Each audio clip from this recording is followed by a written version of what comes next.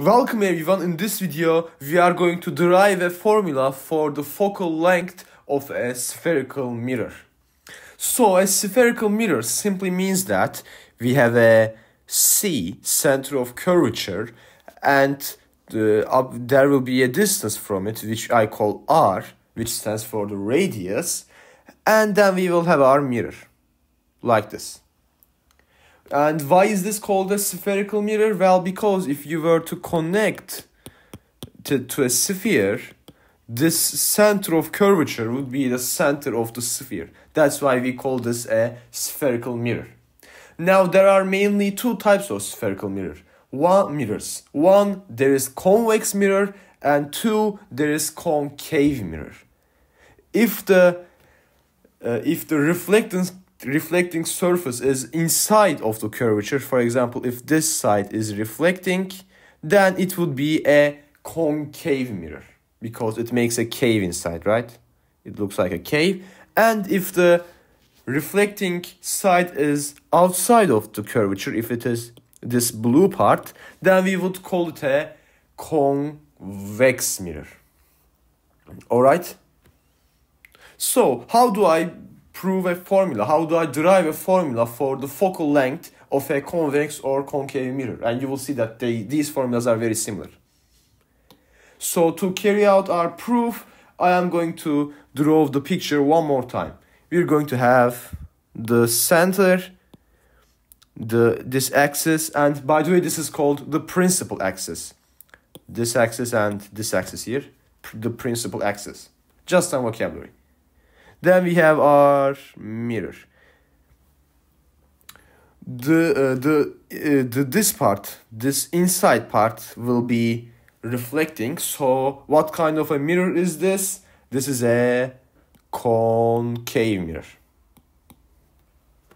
So the focus will be the point that the coming rays are reflected to.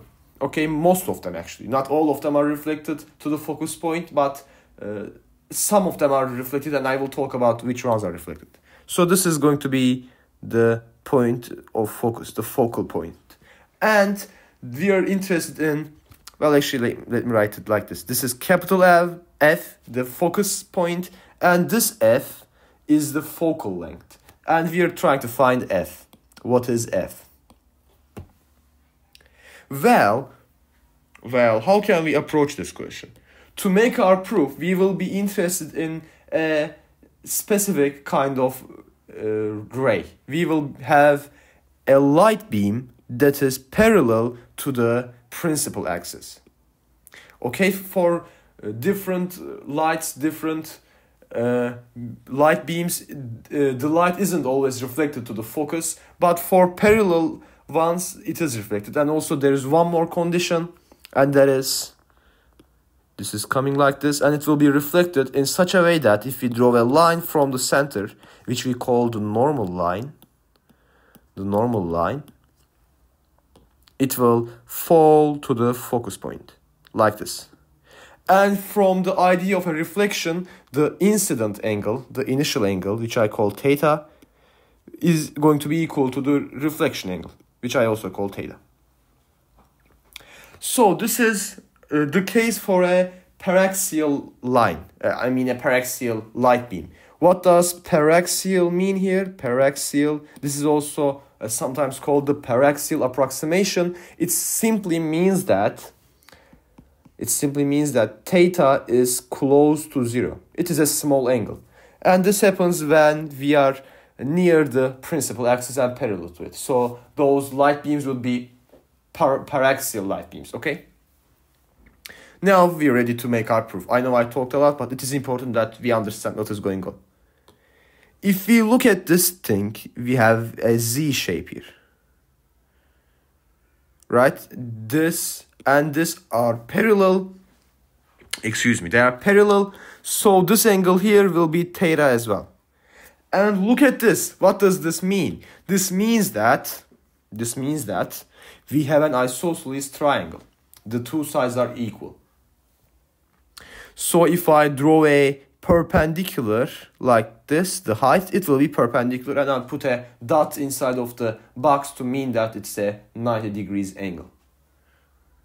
And if I call this length x, then what I can say is, since this all is r, I can say x plus f is equal to r. This means then f is equal to r minus x. And what about x? How can we express it? Well, we will use this idea. We will say, since we have an isosceles triangle and we drew the height, this and this will be equal. So this orange side and this orange side will be equal to each other, and what will their values be? Well, they will simply have the value r over 2. They're the half of the radius. Because this is radius, okay? And when we divide by 2, we get half of the radius. Now we have a triangle like this. I'm copying this triangle here. I'm going to magnify it, since we are dealing with optics, right? We have a right triangle like this. This angle is theta. This side is r over 2, and this is x. Now I can express x in terms of theta and r. And if I say what is the cosine of theta, it is going to be adjacent over hypotenuse, so r over 2 over x, which means if we solve for x, we will get r over 2 cosine of theta. Alright, and I can now substitute this here. So if I make our substitution, we will have r minus, instead of x, I am going to write r divided by 2 cosine of theta. Now, this is the point where we make our paraxial approximation. We use the fact that theta is a small angle. It is close to 0. So we can say cosine of theta is going to be approximately equal to 1. And you can convince yourself that this is correct by using small angle values less than 10 degrees, okay? And when you do that, so we said this is 1, which means we have r minus r over 2, so we get r divided by 2. So it turns out that the focal length is half of the radius.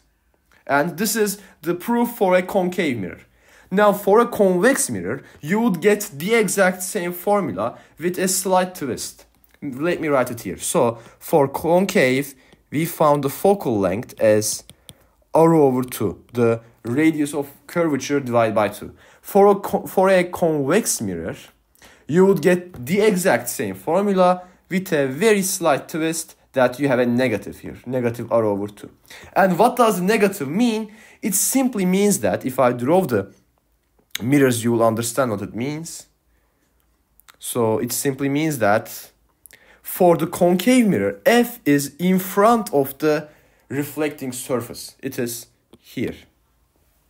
However, for a convex mirror, and I should make it like this, for a convex mirror, f is going to be inside of the mirror. It is going to be opposite to the reflecting side. So we represent in front of the mirror as positive and behind the mirror as negative. And similarly for convex, in front means positive and behind the mirror means negative. So that is where the negative sign here comes from.